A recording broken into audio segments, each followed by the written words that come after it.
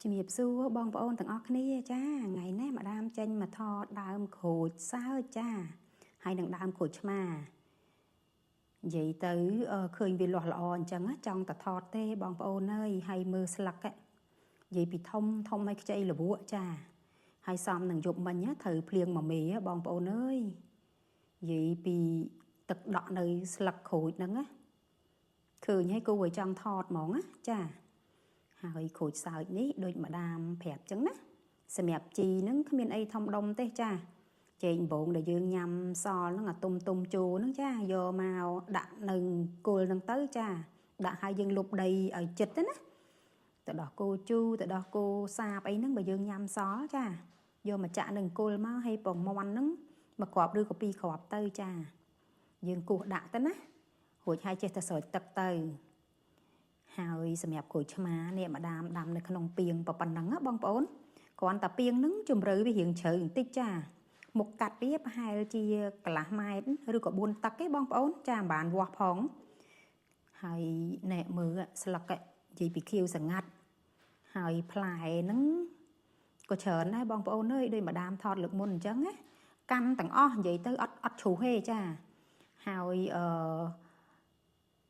និយាយពីថាខៀវសង្ងាត់ហ្មងណា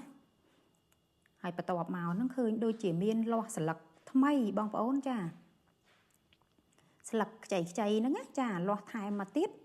ហើយបន្ទាប់មកក៏ឃើញមានផ្កាចាផ្កាបន្តមកទៀតណាហើយសប្បាយចិត្តណានៅពេលដែលដាំទៅបានអញ្ចឹងណាព្រោះ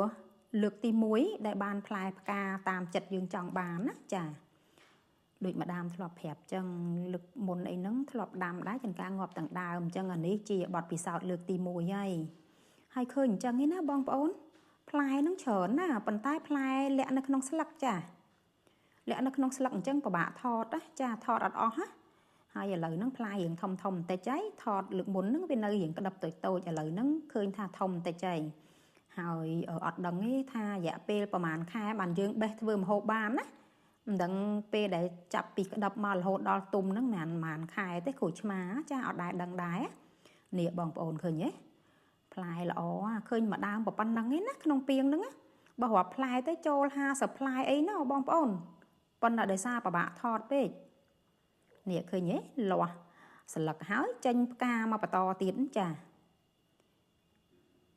ពេលខ្លះខំប្រឹងថតចង់បានផ្លែនឹងឲ្យឃើញ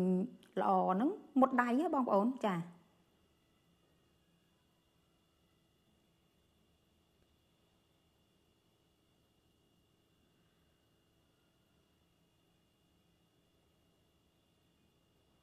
ឃើញទេបងប្អូននេះធួយចាលាស់ធួយចេញមកថ្មីទៀតហើយមើលផ្លែឥឡូវប៉ុណ្ណាណីចា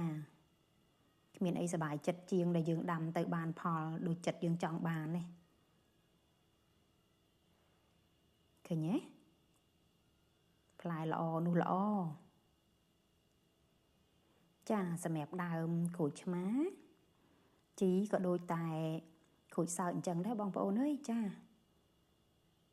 វាស៊ីណាពងមាន់ទៅដោះគោជូរទៅដោះគោសាបចេកដំបងទុំចាយកមកដាក់គល់ឲ្យចេះតែស្រោចទឹកទៅនិយាយទៅក្រូចឆ្មាហើយក្រូចសើចហ្នឹងវាស៊ីជីដូចគ្នាបងប្អូន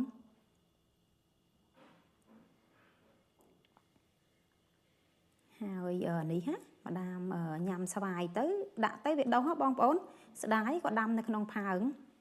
ហើយឃើញថាលាស់ស្លឹកល្អចាអាហ្នឹងអត់ដឹងថាដាក់ជីអីទេប៉ុន្តែចេះតែយកបន្លែដែលញ៉ាំសល់នៅចក្រានបាយហ្នឹងដែលយើងធ្វើម្ហូបសល់ហ្នឹងណាយកមកដាក់នឹងគល់វាឥឡូវឃើញថាល្អចាអូខេអរគុណបងប្អូនទាំងអស់គ្នា